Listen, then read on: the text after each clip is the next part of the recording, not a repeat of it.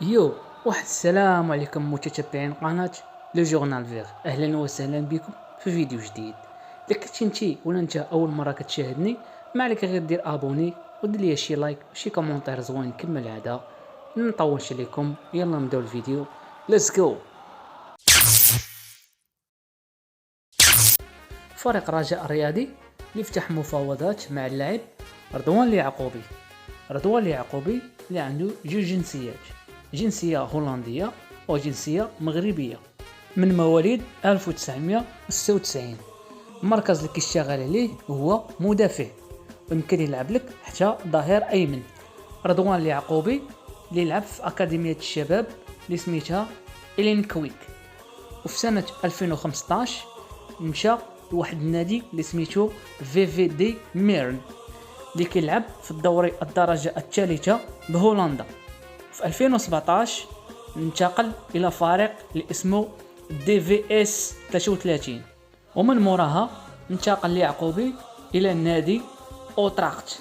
رضوان اليعقوبي ظهر لأول مرة في الدرجة الثانية الهولندي مع فريق اسمه يونغ اف سي اوتريخت في سنة 2017، ومن بعدها وقع عقد احترافي مع النادي اوتراخت للصفقة لمدة عامين ونصف.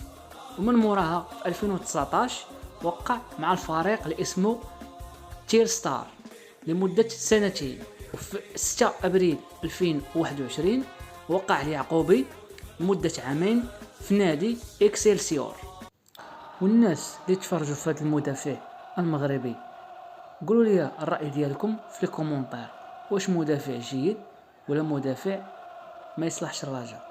حيت مشيت نقلب على فيديوهات ديالو والطاكل ديالو والتدخلات ديالو، ما لقيت واحد جوج بيوتا ديالو اللي غنوريهم لكم دابا.